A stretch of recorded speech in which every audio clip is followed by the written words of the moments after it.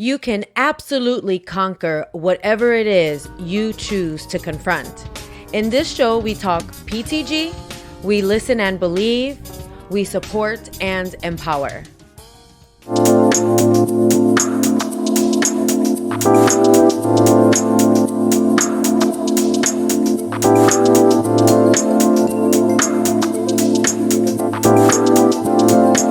Hey, that's what I always dreamed of, but I was nervous sometimes. Yeah. Each time I moved a little closer and a little closer Yeah. and a little closer, Yeah. and some told me, just take a leap of faith. There you Go ahead, go. let's jump. Ready? Let's go. Leap of faith. There you go. Whoa.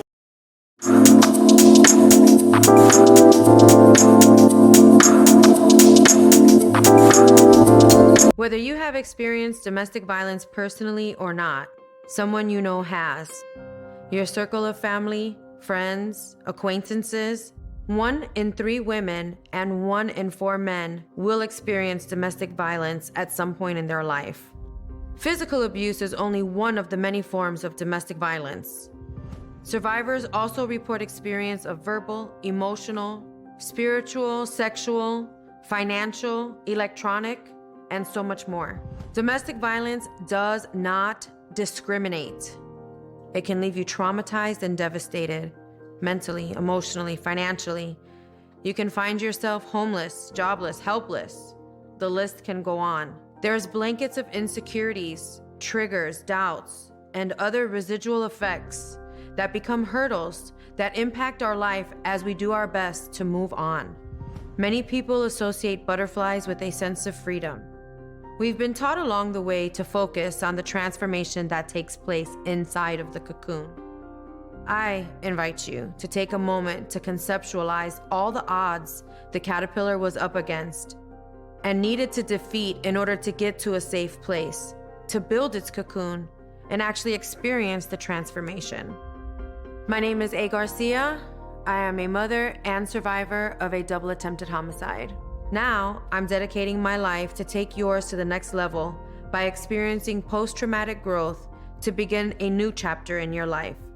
Let's get started on this journey together. You're here with Confronting Domestic Violence. For what you want to conquer, you must confront.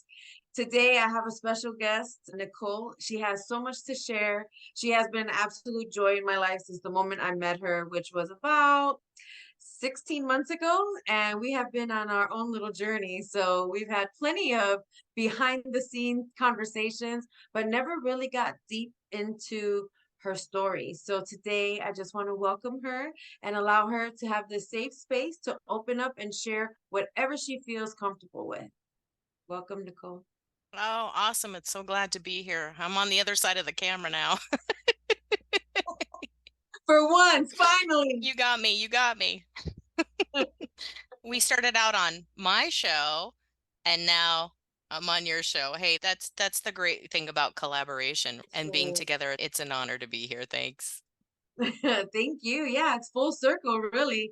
We have definitely been collaborating since the moment we met. It was just an instant connection. I love it. Yeah. Yeah. So where do you want to start, really? I'll go anywhere you want to go. Oh, wow. That's what is like almost a cliffhanger because we never really got deep into your story. I don't know where I want to cherry pick from. So you'll have to share some and then we'll take it from there.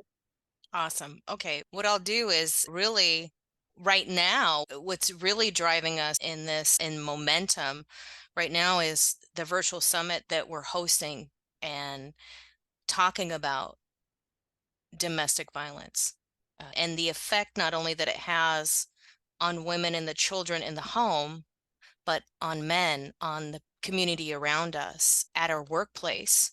It's just so much and it's so vast, and really troubleshooting where we're at in violence now in the world. And it's a shameful place to be, but you talk about confronting it, right? And as a whole, if we unpack that, where does that come and how does that connect us together? And everybody knows your story, and I have so many stories, but for me, it's a deep issue to say, hey, take the journey from being a victim, a survivor, to a mentor, And when you do that, when you're giving people a hand up instead of constantly a hand out, sharing what's the next best thing, what's the next step for them. And the next step is you're going to help them get out of the home, but we're going to help them get past that and establish a life and a livelihood, and hopefully one day maybe a business, and so they can thrive. And that's really a wonderful place to be, to say, hey, we have the technology, we have the wherewithal, and we have the support and the funding too, right? And to say that we can get out there to help people and give them a means to an end, so we don't just drop them off somewhere and that's it, fend for yourself. Who wants that? What good does that do, where we get you over to the new place and you're only there for a day, or you're at a new place, you don't have your furniture and your kids are there, and then now it's even worse because now you're probably going to go back to the situation, or you're going into another situation, and it's just from bad to worse. And what's that path look like? So that I think is really important. But when we talk, it's also talking about, for me, how did I get here? I'm sure that's part of the conversation that you really want to have. I know in watching your show and being behind the scenes, it's that conversation of, how did I get here? Who am I? Who really cares? What's my story? Why is that important? And that's okay to ask that question. Me, you talk about confronting it. You might as well just come to the forefront of the matter. I'm just going to fix my light here a little bit to say, it's been a long journey. It's a long road to hoe. We have similarities in our stories, and that's what brings us in connection. Is, as a child, we moved all the time. We were just talking about packing, and I'm like, hey, I just like to take my suitcase and travel. But that stems from the larger issue of, as a child, I was lucky to have a robe or a blanket with me to get out of the house. We're constantly moving at night, but my mom's great plan to move into another bad situation. She went from one bad guy to the next. So we never had a space between where we were with friends or family. We were just going from one bad circumstance to the next. It was never a safe place. It was never a shelter. It was just another boyfriend. And so they're in their honeymoon phase, and here we are again, and we have to fend for ourselves. So I thought, to hell with that. I'll just go live on the street.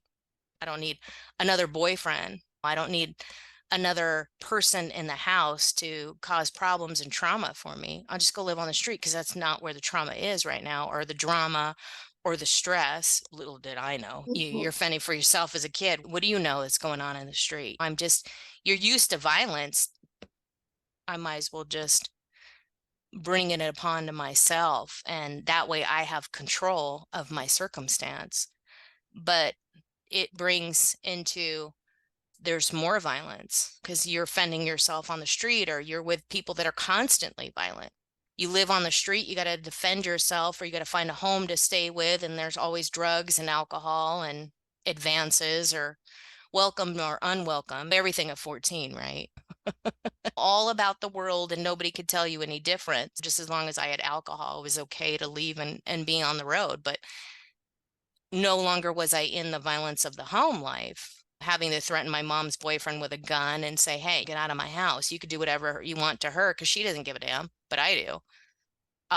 To stay on the street, and then just drinking, drugs, what have you. Why eat when you can have a pint of Jack or something like that? It goes good with a Coke. That's dessert.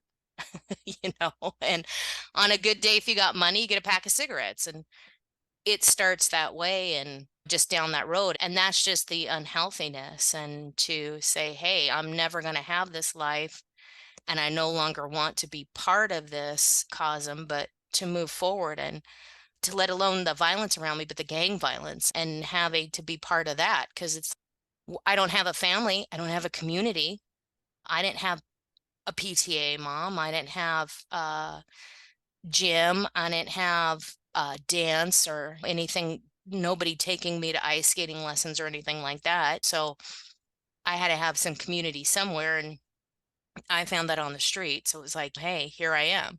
I'll be the mascot, I'll be the gang mascot for the day, and do whatever I have to do to live and survive. And they protected me.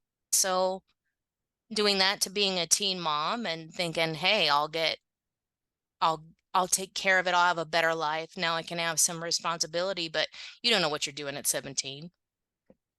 Uh, You just that you're doing, you're in the hustle, right? You're in that hustle, you're in that moment, you're doing the thing to get you along. So you're stronger, you're surviving. And it's everybody says, oh, you got to have courage, you got to be the survivor. And okay, I'm surviving, I'm good.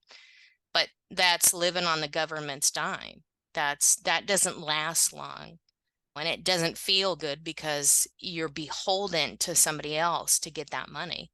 Whether you're hustling on the street for a few bucks or you're asking for the handout, that only lasts for so long. You talk about it all the time.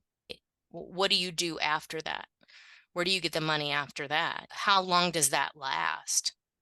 If you're living off that dime or people giving you money, a couple bucks here and there, you have to exchange. You have to have some type of exchange, right?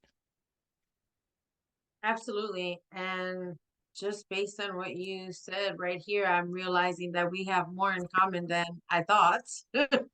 And just starting off with not so much my mom was not in my life, so I didn't have that situation, but I definitely had the situation of moving all the time as a child, being out with no siblings, no parents, no anything during teenage years, and wanting to be everywhere but at home because there was nothing there. Nothing. It was so quiet, it was loud ringing in the ears.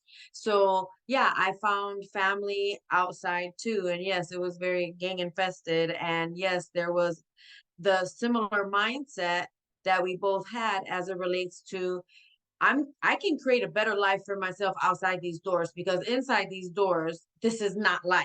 This is not living. Also exposed to drugs, alcohol, violence, and just the neighborhood and the family born into that we don't have a choice. And that pursuit, it was a pursuit at a young age, thinking 14, yep, that we know everything. That was the age that I did it too, thinking that we can make a better life for ourselves. And then getting involved in the streets and being a part of thinking that we can do better and know better and ending up being teen moms. I also was pregnant at 17 and had my first child at that age. And I felt that being responsible for another human being it felt good. I felt like an adult that now this really is my life. And very similar to you, I had no idea.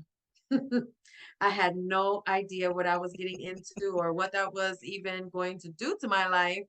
And I want you to pick it up from there. I just wanted to let you know that I hear you. I acknowledge that. I relate to that. And I really sum it up to being strong, young, ignorant, stubborn teenagers on a pursuit to create a better life than what we were living for those first 14 years.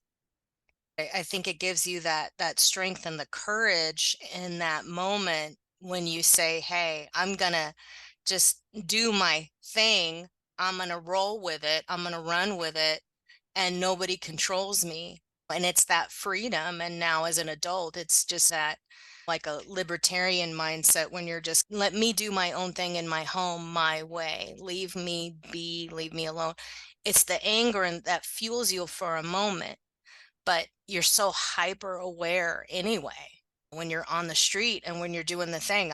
Good Lord, I was half the time the only female running, and the other half the time I was the only white girl. So it was like, I use whatever I can use. And at that time, you're going to take the hustle. You take it. Hey, cool, whatever. I can fit in wherever I need to be. And it was the ability to tell a joke or to fight or to hustle or to pick up a gun, not shoot anybody, but hey, okay, whatever I got to pick up, I'm going to pick up because it's like WWE in there. You're in the ring. I'm going to pick up any chair I can. I'm going to throw it at you. It doesn't matter. It becomes a weapon. And it doesn't have to be the gun. It can be the knife. It could be a bat. It could be a chair. When that gets you into that violence, I wasn't. The one thing I did tell myself is I was never going to be in a violent situation in my relationship, but I continued to allow violence around me. That's what I was gonna say. But you were game banging, so if you're out there game banging and you already know if you don't do what you're being told, you're gonna get a violation head to toe. As a female, even 5 minutes is still the same. It doesn't matter gender, right? It So doesn't. But I don't know how I never got jumped in. I was the mascot. I showed up at the party. I knew where the beer was, or I knew the story. I found this great aspect in me as a young person, and then as an adult being a coach or working in security and law enforcement, it's finding out that the magic is getting the story from someone, and I knew where the bodies were buried. I had the information. I could bring you into my home and give you a meal. Nobody bothered me. I don't know how I did it. Looking at it now, damn, how did I do that and not do that? Because I saw my friends get jumped in, but I still needed that. I still needed that place. I was still part of the neighborhood. I could go anywhere that I wanted to. And I'm like, let's not America me this situation. I don't want to be that one guy anymore. But it's using whatever you have, whatever resources you have in that creative way. yeah. I couldn't sew. I don't know how to macrame. I didn't have a minivan.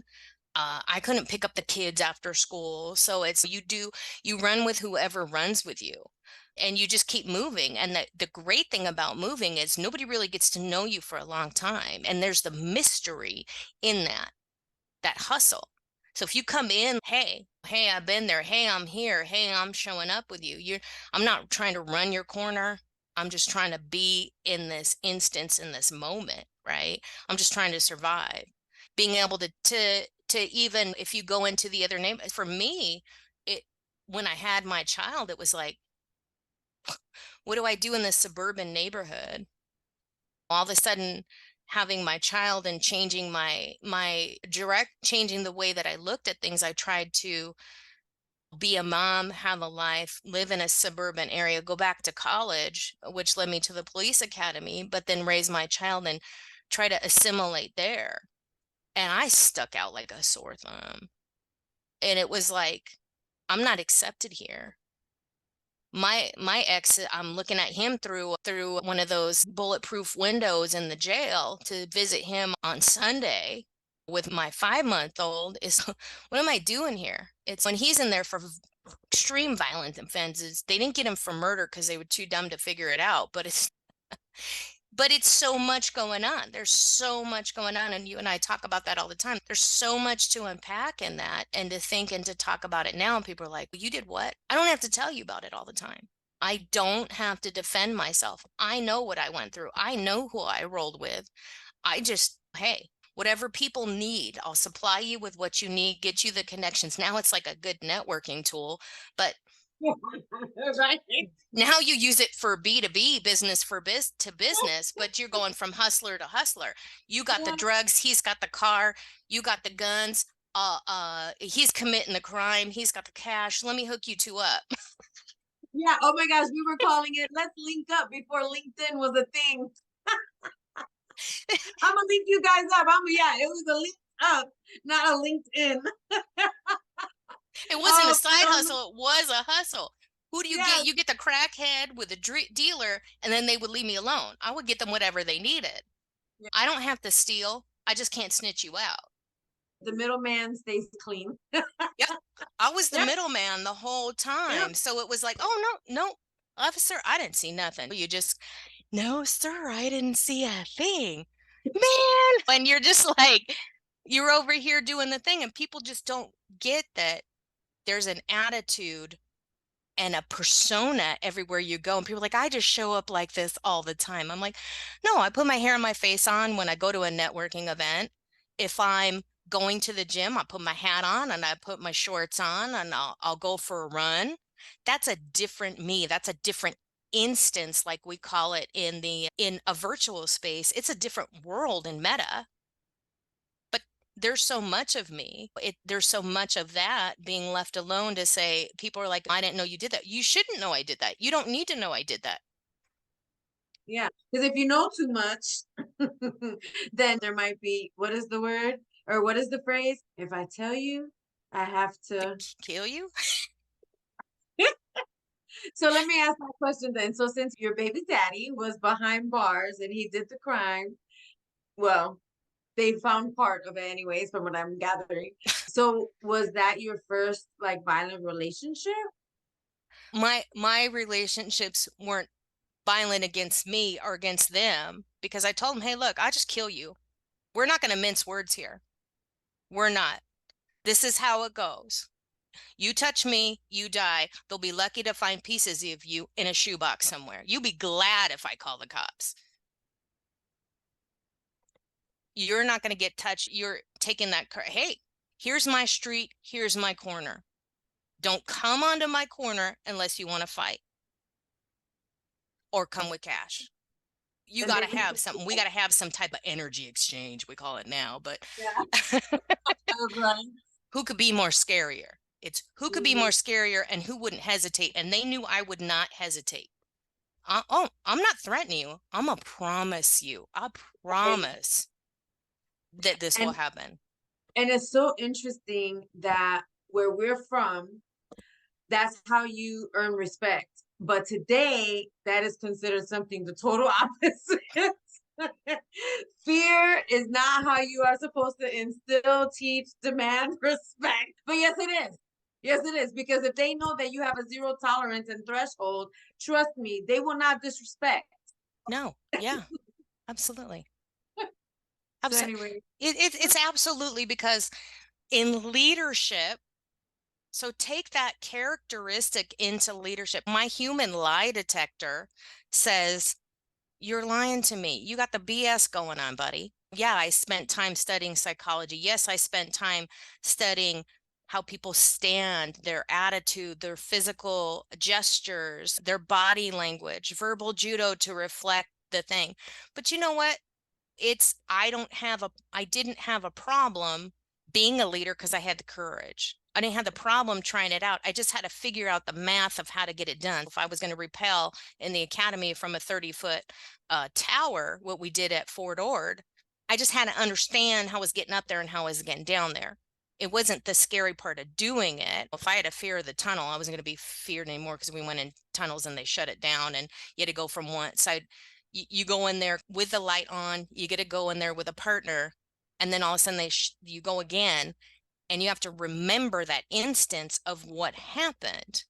And when you're on the street, you remember the bad thing that happened once. You're never going to do it again. It could be dark. It could be 2 o'clock in the morning. It could be in the middle of the day in the daylight. You're never going to let that happen to you again. So it's a lesson that you learn. And so taking that into the academy to say, okay, they can shut the tunnel. It's in the dark and I can find my way out. that's right. I need to just see it once because it's okay. Let me see it. Let me navigate it. Let me get it. And it's not, oh, I have to tiptoe in here and then I have to do all this research and then I gotta it goes into the coaching realm. And it's never to put anybody down, but it's like, do you want to get over those triggers? Do you want to get over that self-sabotage? Do you want to get over it? Because if you just tiptoe into that circumstance, you're just putting a vision board up and you're not taking the steps and being in action to move to your goal. Okay, so in the beginning, you stated that you were victim, survivor, mentor. So take us through that journey. So at what point, if your baby's daddy wasn't the one that you experienced domestic violence with, and your tolerance for it was zero because you were exposed to it as a child through your mom, what got you to your space of that transition from victim to survivor? Well, so now I'm a rescuer, right? So being the victim, I was in the circumstance, then I survived and was on the street. Now I'm in law enforcement and security. Now I'm rescuing. Now I'm the hero. I save myself. I can save all you. I'm gonna save everybody.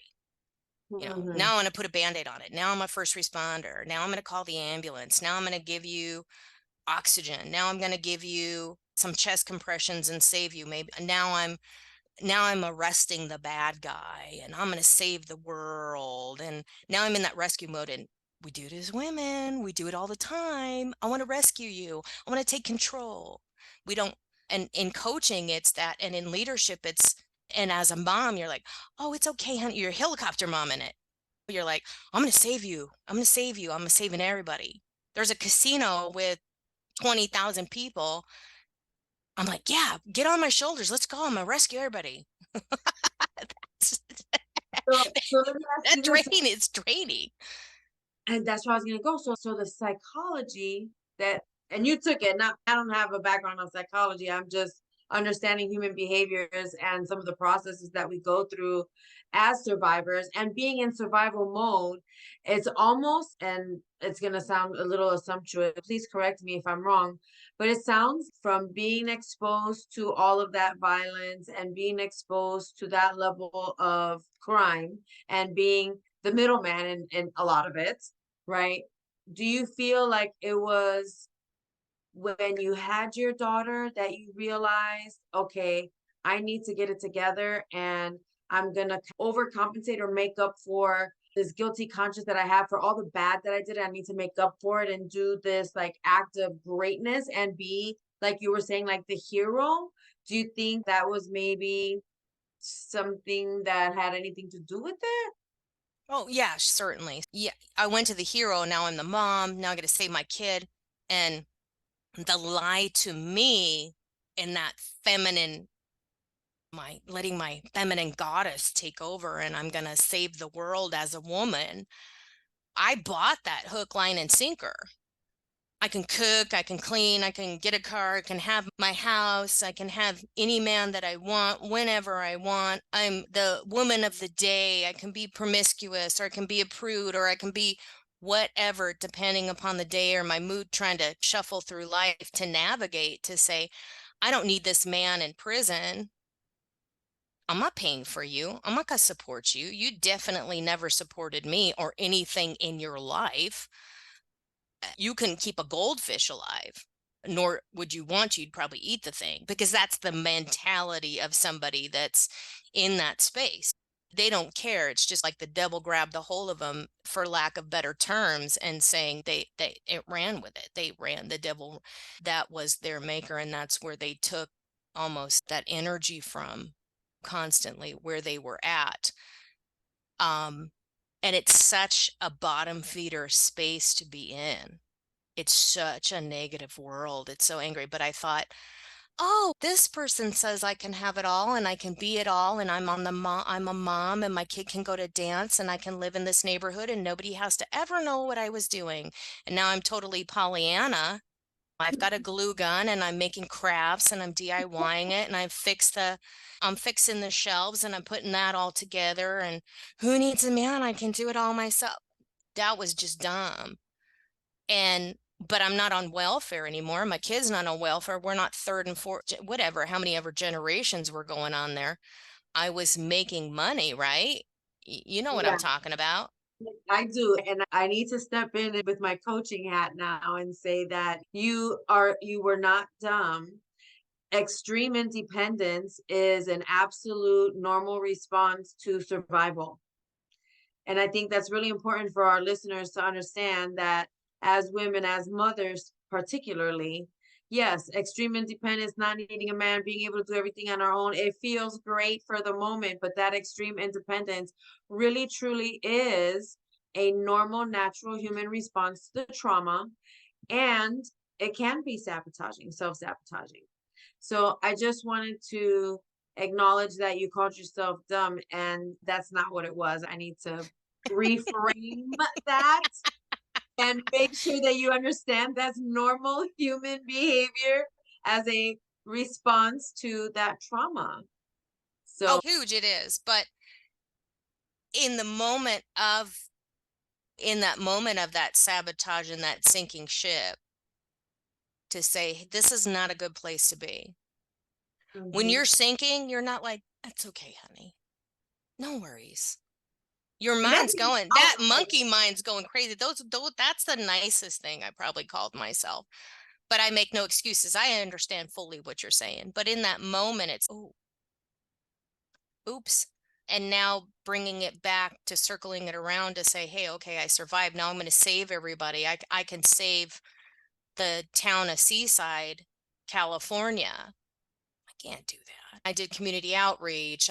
We went to the schools. We did after school programs through law enforcement. We spoke to the public. We spoke to the community. And now I'm outreaching and bringing the right businesses together for the right reasons, but still going home and sinking constantly because I'm so busy saving here. I was not saving myself or saving my home. Right. And so it that's never the good thing. And so getting back into the mix and having bad relationships and finally pulling myself up and getting a more successful, okay relationship. But when you are used to abuse and stress around you all the time, whether it's personally in your home or in the space around you, I'm not hustling on the street, it's coming to me. People go to Vegas and they do crazy stuff. When you're working in that atmosphere, that's stress all the time because people want to forget that there's laws out there. They want to forget their inhibitions. There's the freedom. There's, hey, I'm the school mom. I'm the teacher. I'm the TA for my kid. And I go to church on Sunday. But when I go to Vegas, forget all about that. You're adding alcohol and drugs 10 times because they're not used to having a few drinks here and there. They haven't had anything in years, and now it's just that one moment, and it's just this crisis that they're in that moment, to think that they're going to party and nobody's going to know what happens when they get home. What happens in Vegas stays in Vegas, and it never does. So that's a story for another time, but that's just the stress that was still in the moment. When I went home and I started having the nice kind of suburban, easygoing life, middle class, trying to have a family and doing all that, I got bored. Oh gosh, you got bored. This is what people want? Yeah, I get that. Yeah, because even in law enforcement, you're still responding to crime. So it was, you were dealing with it in a different capacity. Now it was like adrenaline driven, and then you knew what it was. You know what it smelled, looked like, taste, sound like. You're back in it, but from the other perspective. And then when you're out of it in this profession and in the burbs, and you're like, yeah, okay, what is this? It's, I get that too, totally. So instead of going, hey, maybe I should climb a mountain, or maybe I should go on a long hike, or maybe I should travel the world, or maybe I should jump out of an airplane and get that adrenaline rush, I just let it come to me. And then your adrenals are high all the time, because if you exercise to, let's say your goal is to climb Mount Kilimanjaro, you start exercising, eating right, sleeping right. You're going to start running. You're going to start climbing. You're getting up to that point where you're going to climb the mountain, and then it's probably a successful climb. But there was never slow progress into the stress of the moment. So I had nothing to deal with that, nothing to compensate and say, hey, thinking that, and people do, we talk about it all the time when people are out and about, and they are so used to the stress that now they create stress if it's not there. It's almost like a conditioned feeling that your body is responsive to and or functions. It almost feels like it functions better under those circumstances. Right. I had my anger fueling me, and getting told that as a woman, oh, I should be strong in my anger. I don't need to be angry all the time. I need to understand what that anger is and address it, have an outlet for it somewhere. And it's okay to be angry. It's okay to be sad. It's okay to cry, but it's okay to get mad and just be like, oh, this is out of control. I don't like this. It's okay to have the moment and then recognize, oh, okay, I don't like that. I won't do this again. I'm not going to let this happen one more time, and let that fuel you, and let a lesson come out of it. But when you're in anger all the time and you're constantly in the adrenal explosive moments, and you're saving the world, you're putting a Band-Aid on it, there's nothing left of you going home. trying to have that, but still realizing that I was still not making, I didn't know what I wanted in a relationship. I thought, okay, here I am in just a good relationship, but there's still the stress of that. And that's an unpacking thing and a coaching moment when it's, gosh, do I really want this? Where is this relationship going? Am I still having an unhealthy relationship? And so when I didn't have that anymore and I wanted that out of my life, I wanted that stress out of my life, it was an it started to realize that now my daughter is choosing that. I may have said no. I put my foot down and wanted no more violence from my mom, my sister, my dad, the people around me, thinking that I was teaching her to save herself, but yet she was drowning herself in that, and she wanted that so much for herself. And it's, as a parent, it's, why would she choose this if she doesn't have to? And I'll question that for the rest of my life. Why would you choose to be in this when you don't have to be? You weren't in a violent home. You had a good life. You had after school activities, you had clothes on your back, you had new clothes, you had a home, car, food, friends.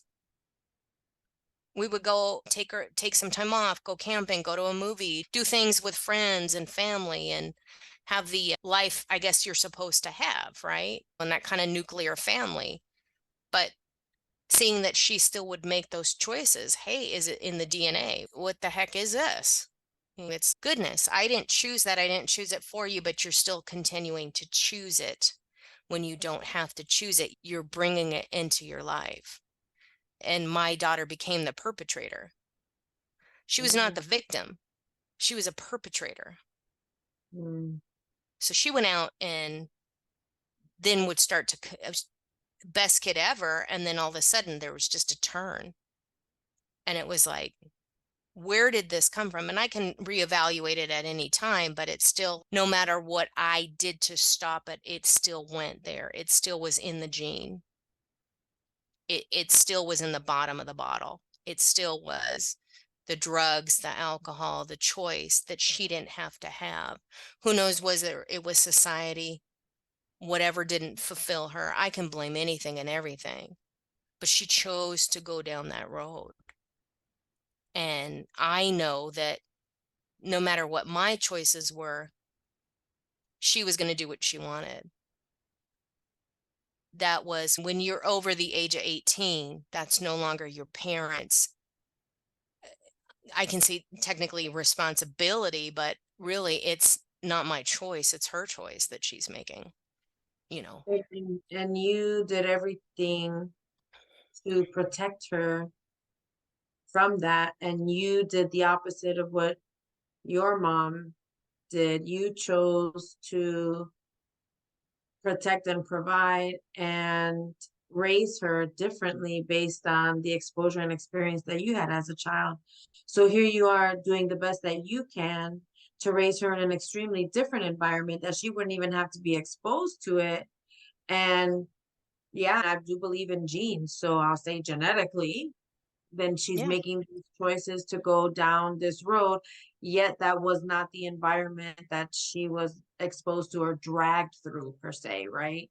She didn't have to, she saw the change. And when we talk about changing your mental aspect, changing your health, your financial, mental health, your spirituality, chances are statistically, if you see that there's this positive change in life and it's a healthier experience, I'm exercising, I'm going to work, I'm money in the bank, a car, a house.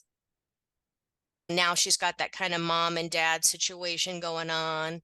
We're working, we're educating, we're talking to her, and I'm open with her. So here's all the good things that I'm supposed to be doing. So statistically, it shouldn't be happening. Mm-hmm. She knew from where it was at. And then what happened in the family and what the consequences were. Here's what's going to happen to you basically if you make this choice. Not necessarily by my will. As you grow older, I don't have control of that.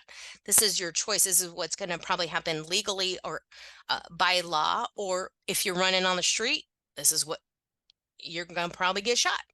You're going to probably take some wrong dope. You're going to get some fentanyl in there. You're going to drink yourself. This is the consequence of what's going to happen. Here's the help you can get. She was running away from rehab centers. Oh, Right out wow. the door. Boom.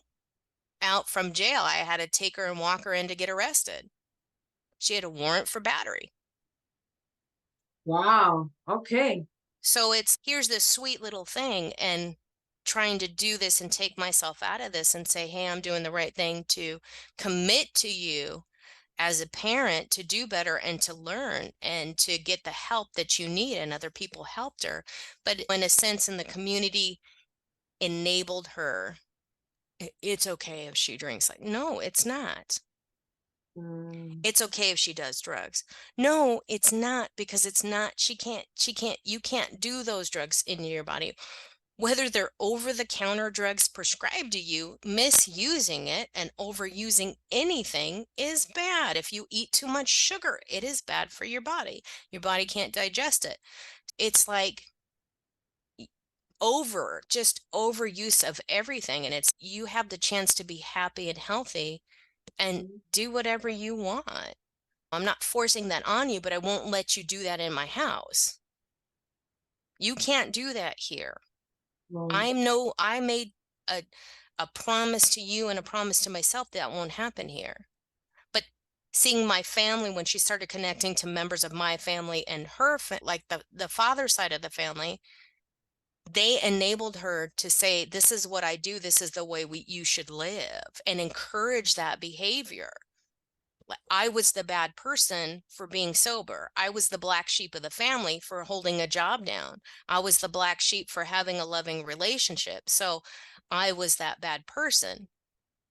And when people get in your ears, just like when you're on the street, they love to get in your ear. They love to tell you a story. And when you're down, that partner in pain, excuse me, it's those partners in pain that want to keep you down. Yeah. Misery loves company. They do. And my family knew that it would destroy me, and they would do anything they could to destroy me because I chose a different path.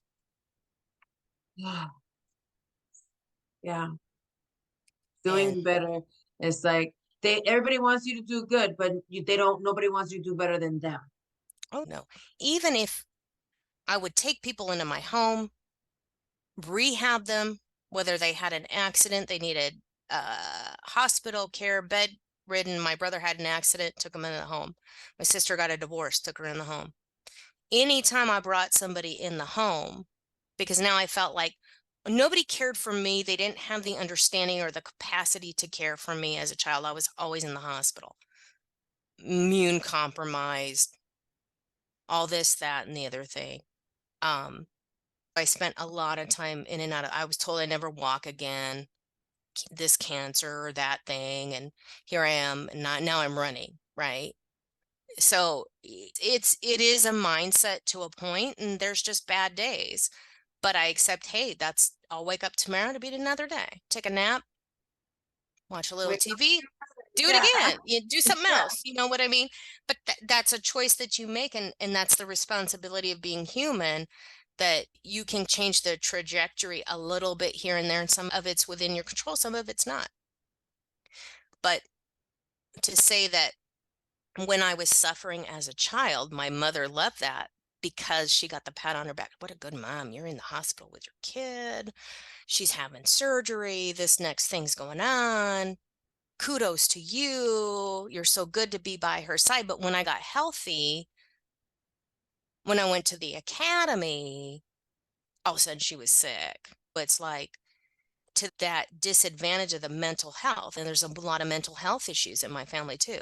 Whether you believe in it or not, my mom had multiple personality disorder, which now is called detachment syndrome. But you see all this stuff nowadays with all the drugs that people are on over the counter. But She had that. My dad was paranoid schizophrenic. So there was mental health issues in my family. So not only the violence, but the mental health aspect of everything that's going on too. Um, so when you have people that are messed up in the head, literally they're just crazy. There's just no simple term for it. To watch that, and that's why I was so used to the drama, because my mom would come home with a different hairstyle. She'd come home in different clothes. She'd have this boyfriend and that husband, depending on the day of the week and the way the moon was or whatever was out there. It just depend who that person was that was coming in the door. And sometimes I didn't even want her to come home. That's another reason to go out on the street. But to have balance in life, my family couldn't handle it because they couldn't balance. And so it's, we're going to destroy you in that sense, to say, hey, and some people just have to, you have to find your other family somewhere. You got to find your tribe somewhere. That's true. Yep. Right? To say that I wanted to protect and take care of my family because they couldn't protect or take care of me. And I did that, and it was detrimental to me because, again, I was in that, I got to save everybody. I'm going to forgive my family. It's more than forgiveness. There has to be a line that you have to say, no, you can't do this. In my heart of hearts, I thought, oh, I can make it better. You want to say, hey, I can get a crystal or do some Reiki or bring a little Jesus light into it. And that's good to a point, but you got to be able to say at some time, this is my lesson, was to say at some time, no, it doesn't help. It's not, I can't save you anymore. I can't save you from yourself because I sure as hell can't save myself. Yeah. I have a saying too where it's, I'll take my shirt off to help you stay warm, but I cannot set myself on fire if you're not warm enough. You know what I'm saying? True. That's so true. That's so true. But they'll still give you the matches and be like, but please. They'll still get you to just swipe the match on the matchbox. Just come on a little bit. And you justify it. And that's still a victim mentality, because you're still letting people hook you in a little bit and reel you in a little bit. That's a gaslighting. Oh, you did this to yourself. Right. You know, that medication that the doctor gave you when you were a kid, that didn't make you sick. 20 years later, there's this huge lawsuit. Everybody else is in the hospital. And that's like saying the big elephant in the room was the Monsanto for a long time. Oh, the pesticides are okay. Nobody has a problem. In case in point, there's the lawsuit and all these people that got sick over the years. They just switched to a different pesticide, but nobody wants to see that's that bad. And that's, for me, where the gaslighting is, oh, it's fine. It's okay. I said it's okay. It's okay. I'm your blood relative. You have to believe it. And you want to, because it's, oh, they can't be that bad. I know these guys on the street. I know these gangs were bad, so I have to get away from them. Can't be my family that's that bad. I just have to forgive them. And that was the sad part for me, and the treachery in the kind of coaching world and that part of it, all these healers, to me, there was a denial into the action that you really had to take moving forward, or what you really needed to leave behind. Sometimes those skeletons, you can clean them out of the closet, but sometimes you just need to let those bodies get buried and leave it be. Leave them where they lie and not keep dragging them out when you're like, oh, I got to look at the shadow self and I got to pick myself up.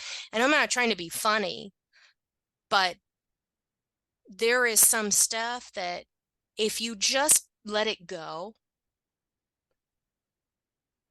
it's okay. You just cut that cord and let it go. Let it be. Maybe it's good for somebody else. Let it go in the trash. Let it be. Because if you bring it out, it's never any good. It's still poison. No matter what you call it, no matter what you say, you cannot breathe or eat that poison. You cannot eat that moldy cheese and put that in your body and think that you're going to be okay. There is a 99.5% chance that's toxic to you, your environment, your air, your body, the people around you. Everybody's going to get sick. So why are you still bringing it? Why do you keep dragging it out? And it's okay to say, for me, I think the enlightening part was, it's okay to say, for me, I don't need that. I know that it was bad. I know, I'm not in denial. I know that was a bad moment in time. That was a bad choice. I'm not going to make that choice anymore. And it's okay. Done. File, put the paper in the file, put it over here, leave it in that compartment. It's okay. I addressed that and now I can move forward. Yeah. If you keep reliving that, you will. Every time you bring it up, you're still going to relive that pain. So just move forward. And that's the thing. That's what brings us together, I think. So is that the strength in the overcoming it, but the strength in sharing with other people. It's really the strength in saying the ability to give people a hand up instead of a hand out and saying, hey, I can learn from my experiences. I can learn from these experiences. And hey, if you want to learn with me, you want to grow with me, you want to learn, we could teach each other something.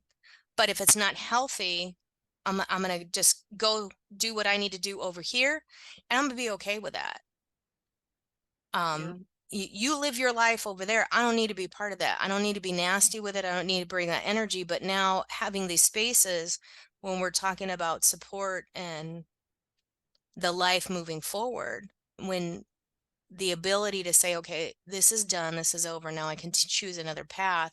Now I can help others to say, hey, they want to be enlightened, they want to be in the light, but they want to take action and move forward. And that's the blessing, is to be that foundation to move people up. That's right, because moving out is the physical sense and the start, but moving on is the lifelong journey. Yeah, absolutely. Moving on, you want to move on. You don't want to really forget. You want to forgive, but you still have to move forward. Right. Yeah. Yeah. So when your daughter went through that phase, like how is she now? How is she today? She killed herself. Yeah. So she chose to push into uh drugging herself and drinking so much until it was over. And she told me, we did say goodbye. We did have a good parting. But she told me that she suffered so I could suffer even more. Yeah, I'm sorry that to yeah, that was the heartbreak at the end, is that, hey, I need you to feel pain. And that was not my daughter saying, that was my mother and my sister saying that. They wanted me to suffer. It came out of her mouth. It was a quote from them. And so you could feel that pain. It's nasty. But she was in hospice and she passed a few years ago. This was like, I think right before we met, 21. And we talked about that. COVID just pushed people where they felt they needed to leave the earth because of the times and the suffrage, and to say, hey, I can't suffer anymore. I don't want you to suffer. And it's hard to say, you can't, watching your child suffer. She doesn't suffer anymore. That is the hardest part, is to have to watch somebody suffer and continue to put those toxins in, live in a toxic environment, and having to watch them and know that you can't do anything about it. You couldn't throw money at rehab. You couldn't move them to another state. I couldn't get her into a psychiatrist. I couldn't, a better house, anything, healthcare, anything. It just was a nothing at the end. It was just complete suffrage. And she wanted to make sure everybody around her, and that's what I'm saying, she was the perpetrator where she felt she wanted people to suffer. And that's when we talk about violence. There is that person that just has that anger and that pain that's so bad inside of them that they have to make the other person suffer. Yeah. so So, wonderful. yeah. And that has to be the worst feeling as a mother, is to know that there's nothing that you can do for your baby. No, you can't. There's nothing, no matter what you try. I had to take her to serve her warrant. I had to take her to court. I had to take her to hospice. I had to take her to the hospital. She ran out of rehab. Nothing. No matter how much we talked about it, no matter how much she wanted it, she just couldn't, she just wouldn't do it. I mean, it was a point where her husband was drugging her. You What know, the heck? yeah, he was slipping drugs into her drink to keep her at home. And we had conversations. And if you're around people who do drugs, there is a confessional moment. And that's how I stayed looking back into the part when I was on the street and I was hanging out with gang members and surviving and going to parties and stuff. Not only could I tell a story and tell a really good joke, but there was moments of truth where people would give me that information and open up to me. And there's a way to investigate it and be the detective and get information out of people that most people can't get. You don't just sit there and everybody talks to me. Why do they talk to you? There's something not only about your energy, but there's a conversation that you're having that nobody else. And there's a moment that they can entrust that into you. Either they trust you and you're allowed to live, or they don't trust you and they're going to eliminate you. That's just the harsh reality of it. And so there was some coherent times, I want to say for me, she wasn't necessarily lucid. She was drugged or drunk, or in the moment of pain, she wanted to hear me suffer what she did, of the things that she did for drugs, of the things that she did for money, of the things that she did just because she could. It's her life. She's living her best life, that kind of BS. But it was, part of it was, I want to confess to you and tell you the pain that I have, but it's to bring the pain more on me to tell me what you did. And you don't want to hear that about anybody in their life or that struggle, but you especially don't want to hear it from your child. I was like, oh my, that's next level. I have gone through some experiences, but to hear that a person would do certain things to themselves is bad enough. But now you factor that's your child. Yeah. That's the life she chose to live. That was, at the end, disdain and hate.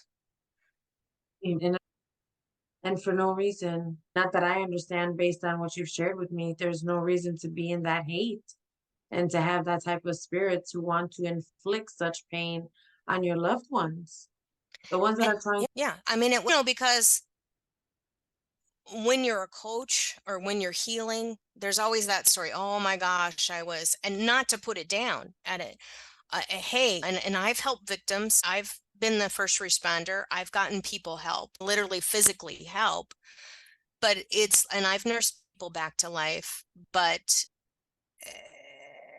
it's that pain of that situation that they've chose, not only in that moment of, hey, this is what I'm choosing for myself, and this is the pain I'm inflicting on myself, but to other people, we had those conversations, or I would take her to a shrink or to talk to somebody, my ex. Hey, talk to her, see what kind of information you can dig out of it. Well, he was a detective. He worked undercover. He was really good at getting a story too. There's a way to investigate where you're not provoking someone to just shut down. There's a way to get that story. And we do it as coaches and healers. You kind of pull the little string and get that little bit of a story out, and you start to piece the puzzle together. But there was no rape. There was no violence that was done to her. There was no one thing that I can point to and say, oh, shoot, I shouldn't have left you home. You wouldn't have run away, or somebody broke into the house, or all the bad things that you would think that would have led up to the point of where she was at. But it was the choice that she made to struggle. It's almost like when you watch an old movie and you see that artist that can paint like a Picasso, but it'll never make money because he feels he has to suffer for his work. Wow. And so it was like the internal struggle for everything. And she had she, thought, hey, maybe she would have learned these lessons and let her make a few mistakes on her own. And then things were given to her too, where she could have said, hey, I can have a better quality of life. Here's some choices that you can make in life, and you can have a better life that people would give to you. They would never give to me, but maybe people would give to you. And we all have those moments, whether it's somebody sponsoring you or somebody giving me, or somebody saying, hey, I want to support you, or I want to give you a good life, but it was like constant, you should suffer.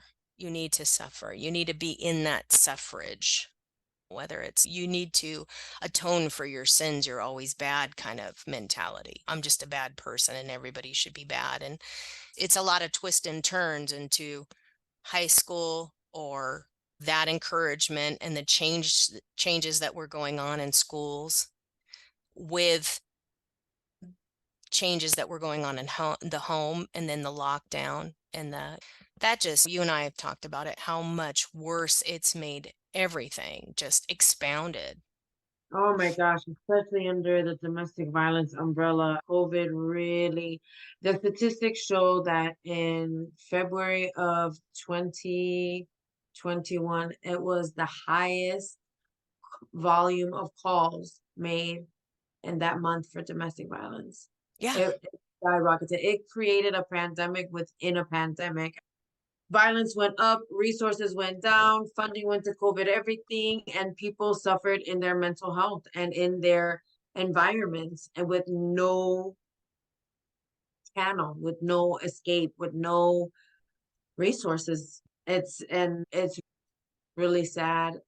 And unfortunately, it's still a reality. It's the reality we're living in. And it I mean, is. Yeah. how did you cope through that? How did you cope? I didn't. I lost my family for it. I lost my child, my sister, my mother. We don't talk. I lost a job. I walked away from it.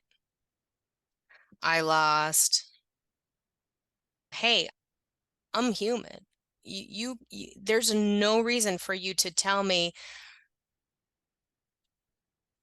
to do certain things that I would never do to myself. And I'm going to have to say no to that. I'm going to have to make that choice. But I had to do that at home too. I'm 50, and at 47, this is 3 years ago now, my family, I have always lived my life a specific way. There's certain things in my life that I'm a hard person. Yeah, I'm a stubborn person, but it's gotten me through life. And I'm definitely going to get through this.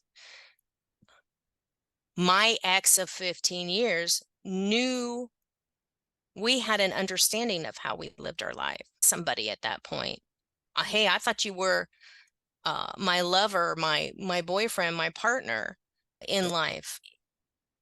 And you think I'm going to change my mindset for this? As a matter of fact, people telling me what to do was even worse. Hey, I was free on the street. Mm-hmm. I'm free as a woman. And now, not necessarily politically, but in the home, things were changing. It's, wait, you want to what? We were arguing about curtain rods. It's not nickel colored, it's silver. And we used to joke and make fun of life.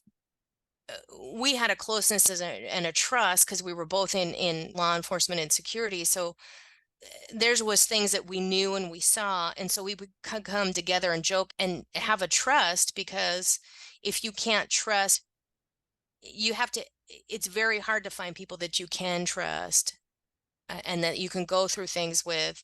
But now you're all going to tell me to live my life a different way all of a sudden. You didn't want to be there to put food on my table. You didn't want to be there to pay for my home.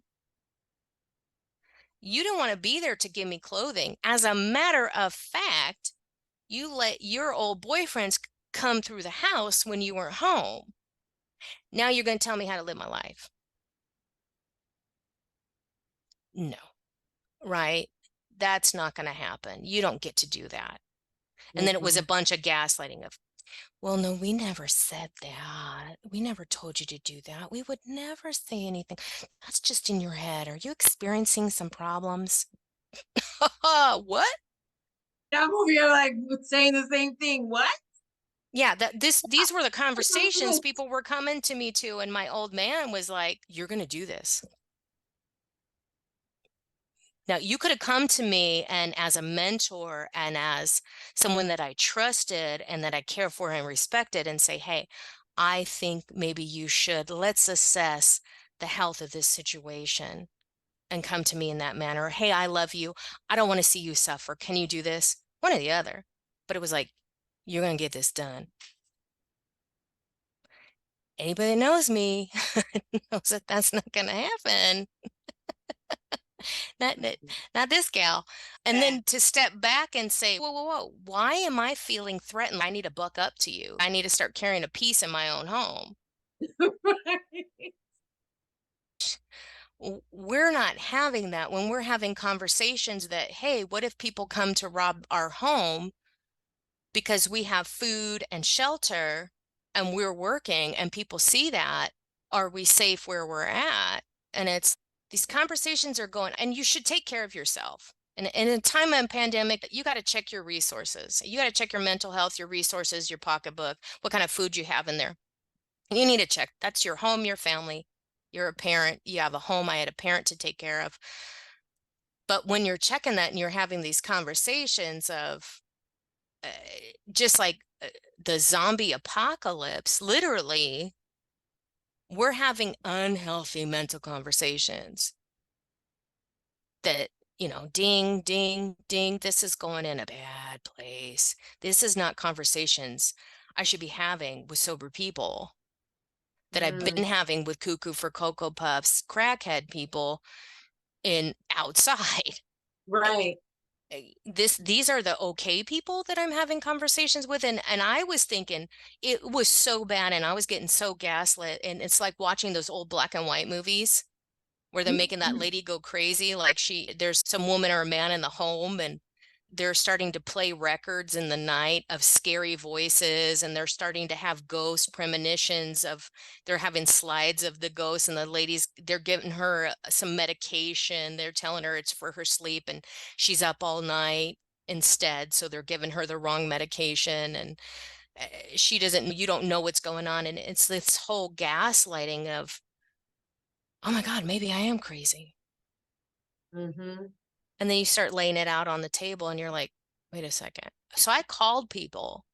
I would call coaches. I would call friends, people I didn't know. Hey, I just want to run something by you. Is this a good thing? Like a question, hey, I'm buying a car. Should I get the red one or the blue one? Should I get the stick or the manual? Just really detached conversation. Hey, I have a friend. I Mm-hmm. have a client. Mm-hmm. Can you help me? What would you say? And it's, oh, this is not good. This is Mm-hmm. not healthy. I wasn't running to a friend to say, oh, hey, I need to cry on your shoulder. You need to tell me that I'm a good person and I'm pretty and my hair looks good. Pat me on the back and then send me on my way. It was these like, oh, geez, Louise, this is not good You need situation. validation. You were seeking that validation as like third party, unbiased. Just tell me what you think. Let me know. It's like a sanity check for yourself. Of course. Give Of me the research. I need consumer alerts, a better business bureau. Am I making the right decision here? course. If I told you this licensed psychiatrist was doing it, you start to have those questions and it's, wow, am I waking up with this every day? And then it was like, this is happening today.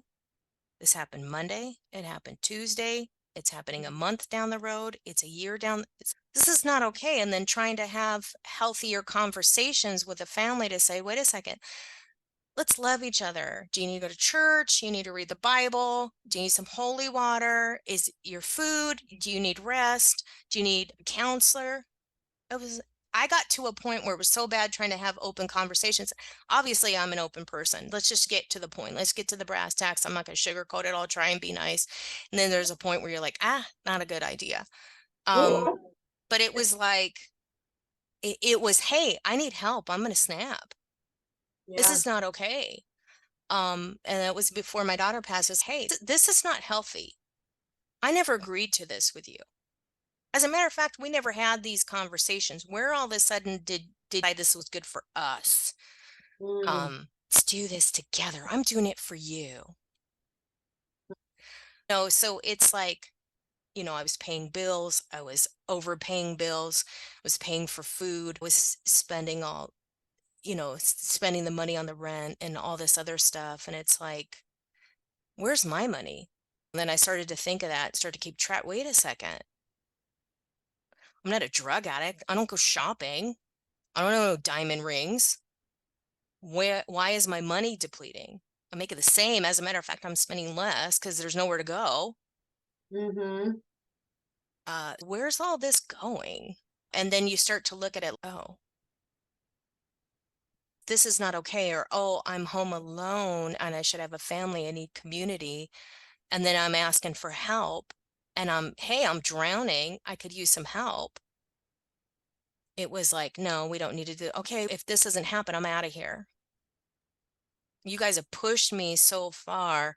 I'm drowning, and then leaving. And then my daughter basically saying, my family was like, you left us, you left your daughter. How dare you? She didn't want to see me. She didn't want to be around me half the time. She had drugs. She had alcohol. She had whatever. My ex he was over here in this community, or he was with that person. How come you're not spending time with me? If this doesn't change, I'm out. I'm bouncing.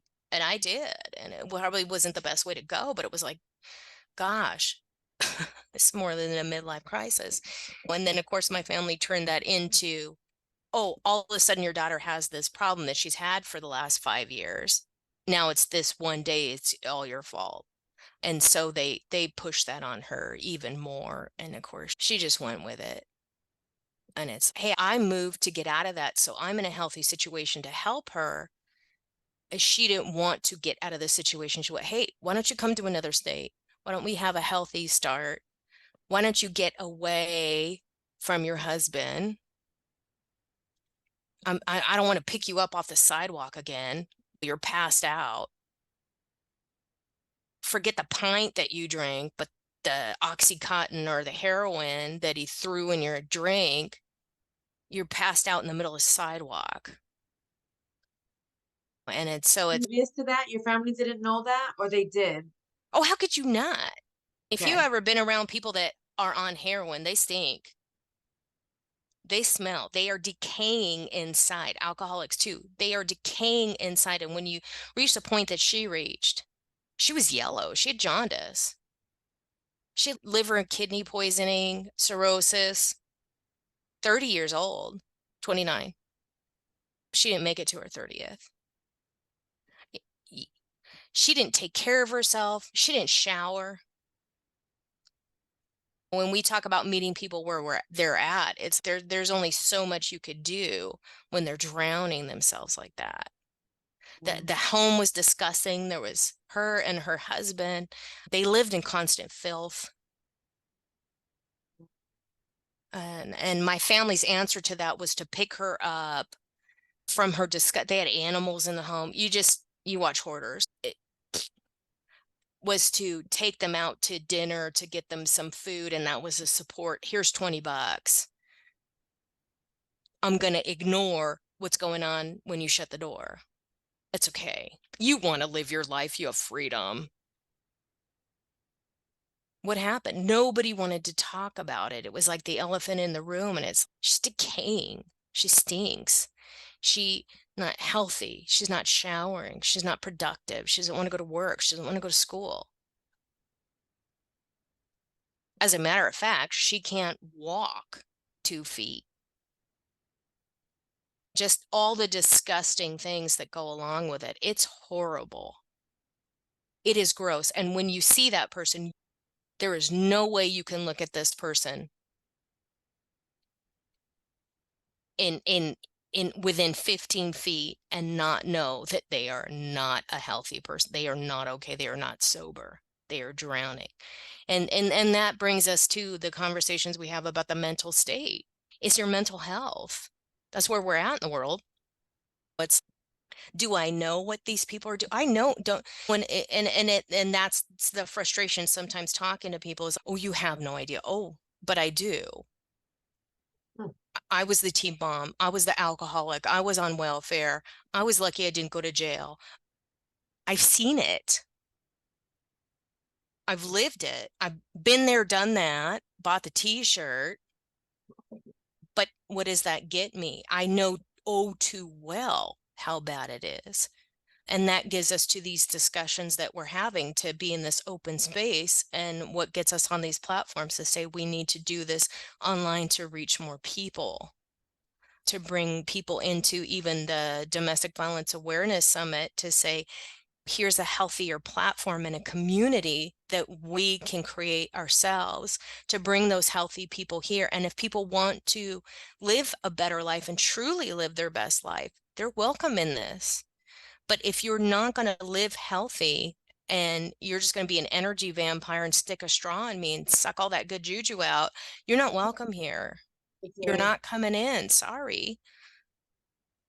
That's right. And this is a true journey of what I call post-traumatic growth, where you're exposed to life devastating trauma and you turn that trauma into something good, where you're a stronger, wiser person from that experience. And then you're utilizing it to give back in a higher empowering level. And your journey from little girl to no decision, no choices, no choice. You had no choice but to be exposed to and deal with what you were born into, to what you just recently experienced, seeing almost full circle when you did everything in your power to prevent and protect exactly what ended up happening. And that is so heartbreaking. And to see what you're doing today to make a difference and give back and help others, like I said, that's a true definition of post-traumatic growth. And I feel so much more connected to you after this sitting here, just realizing how much more we do have in common, how much we've endured, and really just the support that you saw in the beginning when we first connected as to what and why you were driven to continuously stay connected to me. And whatever it is, our connection, our vibe, our energy, what we share is real and authentic, genuine. And I think that's why we're still here a year and some change later, because we have the same mission and we came from the same molding. It's chipped around a little bit different, but it's like, yeah, beat so many odds. And we did so much for that those links and that trauma to be broken. And still we're faced with our sorrows, yet we choose to level up our coping and continue the good fight and helping others, because you can move a million times, but you live in your head. You do. You do. And that's the blessing of what you bring here for this and your mission and purpose, because I've moved 100 times. I'm still here. I Mhm. don't care how many times I change my underwear or I change my hairstyle or I put on a new shade of lipstick. It's still Yeah. me in here. It's like, darn it. Right. That's not fair. Um, but it's really to say, goodness, when I unpack it, it's still me. But in having conversations with people like you, it's, oh, hell yeah, it's still me. I still got it. I'm still here. That's 50 right. years later, like a cockroach, I'm still We're not running when the lights turn on. We're right there. scurrying away. Coming out. But it's like that kind of creature in the night, right? We can survive and thrive, and we can still, even in the dark of night, we can still move around and do what we need to do, no matter what. And it's being put on that put on the earth for this moment in time and saying, yeah, I chose to be here at this moment. I chose to fight the good fight. Here I am. And if you don't want the good fight, then go away. It's okay. You don't have to join the mission and the purpose, but it's so wonderful because it weeds out, when you talk about confronting domestic violence, it really weeds out all the others who really just want to latch on to, I want to donate on a little sense, or I want to do something for a second, but they don't have, not everybody has the heart or the wherewithal to go full force. Mhm. And to be at the front line, there is just something, I don't know if it's a bit off, but to be in the front line, you got to have a little something there, a little something that other people don't have. It's a little bit of magic, and it's a little bit of courage, and it's a little bit of crazy, but you have to have that experience and that purpose and that drive to stay within that front line no matter what. And it's people like you that help and say, hey, oh yeah, hell, if she's doing this, I'm going to do this. We can do this together. And here's where we can go. And here's somewhere we can go into that next step and that next motion and say, hey. And for me, it's, if you're triggered, just the offering of, if you're triggered, if you're activated, if you need to be the activist, you've been on your soapbox so long. I would love for other people, really, my call to action is to say, not just donate and support, but if you're ready to truly do something about it, here's what we're offering. Here's the it and the solution. And now with this solution, we can make progress, and we're not going to just stop. We're not going to get you from point A to point B. We want the continuity. We want to continuously thrive in that and say, hey, we have places for you to be. We have joint ventures. We have affiliation. We have causes for that. And we're very front and forward with where the money goes and what our purpose is and what our drive and passion is. And that's a lot of what keeps us going and keeps us together in this journey, to say, hey, yeah, we have been on this journey together, but we've grown so much in a professional manner, in a business, in the voyage. And it's in all honesty, it is nice to have a home. It is nice to have a door to shut, a toilet to flush, food in the fridge, clean clothes, if I want to wash them, but I can choose that now.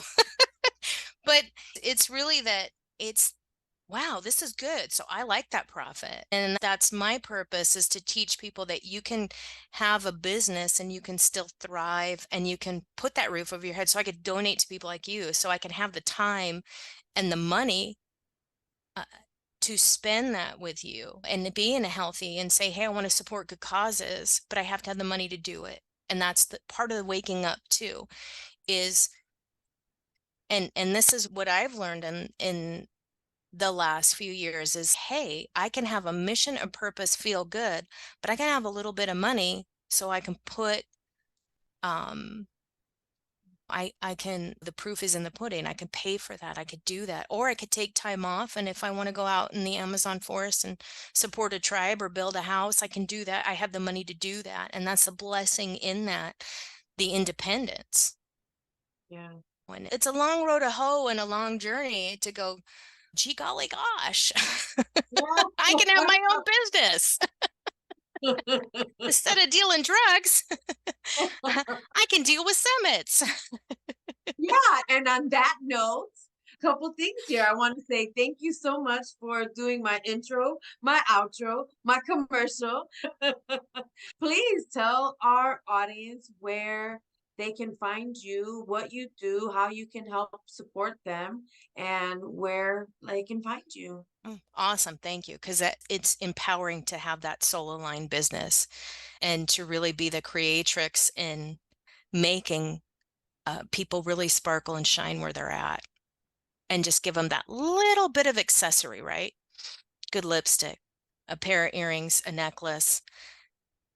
You're accessorizing. And I really feel like, oh my gosh, this is the hairspray or the great red heel in the intro, in the commercial, in the website. So it's NicoleBorghi.com. So my first and last name, and it's spelled right here on the TV, but you guys will find it in all the links to support people in what they're doing and the causes that they have. And that's been great to support this and to edit and do the podcasting and that magic to bring it all together in the creativity of it and to match that up and help it sparkle and shine, because you have to have the full package, right? And that's where the creativity comes in now. And if I'm not saving everybody, I can do something good and I can support and really in the soul line business. And that's why we joint venture or affiliate, especially you and I, is in the business. So you guys just find me there. It'd be great. Yeah. Awesome. Yeah, thank you so much. Really, it's been an honor to have you here to work with you. We have so much more work to do in this world to our people. And I would like to ask you to provide a wounds to wisdom statement. I do this with all my guests. And that's the zinger for me. With everything else I can say is I thought when I look at your podcast, it's like, what would I say is my wounds? If I haven't said so much of it, it's really bringing it back from the wound of the pain of the self. For me, is to stop re-victimizing Yourself? myself and to see that other people stop doing that. And lesson learned with my daughter as well, to say that the pain of the victimization, not only on you, but to others. You're not just causing the pain to yourself, you're causing the pain to others. And to say, okay, I'm not going to bring the pain anymore. I'm not going to be activated anymore. And the wisdom into saying, if I am activated and I want to be an activist, there's a way I can do it to encourage help and support. And that's the wisdom of that. And that's where the business model kind of came in. And even the Domestic Violence Summit is, I can take that pain and all that anger, and now I can be creative with it and I can support. Yeah, so you're choosing to be better instead of bitter. And where that re-victimizing ourselves comes into play is where that coaching and mentorship really helps, because majority of the time the way that we're approaching re-victimizing ourselves is that inner critic in our head, how we're talking to ourselves and what we're saying to ourselves. And if we don't learn how to intercept that inner negative critic and reframe it, put a different voice, a tone of that voice to it, to be the biggest cheerleader, we're going to constantly put ourselves in this circle. And there's enough people in this world that want to hold us down. We should not be holding ourselves down. I really do believe in mirror work. There's such thing as called mirror neurons. You have to talk to yourself like you believe in yourself, like you love yourself, like you would talk to your best friend if they were talking crazy nonsense, negativity about themselves. You have to do that for you. You do. Honestly, you do. And I can see the passion with you in that. And I had a hard time with it. Just in full disclosure, people are like, well, you would never talk to other people like that. Honey, I was raised on the street. You have no idea what I say to other people. What I say to myself is kind. And that was some nasty stuff. So it's really getting to learn myself in what phrases and what instances work for me that may not work for you, may sound a little crazy. Hey, I got to pull myself up on my bootstraps. I say that because if my boots are laced and tight, I know I can run fast and get away quick. Yep. So I think it's a good phrase. Somebody else might not. And I think it's important to understand that. And that's all the critical thinking. But what you say is so magical is really saying, hey, do the work and put it in action and get out of your monkey mind. Because you have Get to it out of there. confront it. You have to confront it. Thing. Yeah, yeah. If you don't confront it, someone else will try to take over in that space. And it's not good. it's good not to share that space anymore. Thank you. Yes, thank you so much. And you know what? We're going to have another interview because we need to talk about the security and law enforcement side of domestic violence for sure. Their stories, yes, their stories and their people. Yeah. You know what I will say is the other thing I'd love to say is when you brought that up though, is we need to rescue ourselves instead of Yes. relying on somebody. And I think for me, that is the grace of being able to be humbled by that now, is to share with people and talk to coaches to say, and leaders to say, oh, I can save myself. I don't need to depend on somebody else. And we could end all that violence that way. You can Oh start. my God. Yeah, yeah, that's a whole nother topic for another session for Right. sure. Because yeah, bringing the awareness and teaching and just it's the acceptance that needs to be there in order for the education to be received and understood, for action to be taken. I call Yes. it the ACA, right? You need to first acknowledge, then you make a choice on what you want to do, and then you need to take action on that choice. Otherwise, it's just gonna be a pattern, repetition, cycle, and yeah, that doesn't work. It So is. It is. Here we are. We've gone to so many wonderful places and journeys together today. yeah, Thank you. thank you again. Thank you. Thank you for providing that spot in that place. It's always safe, and it's safe to be vulnerable. And thank you for doing both. Thank you for being safe and vulnerable here on my platform.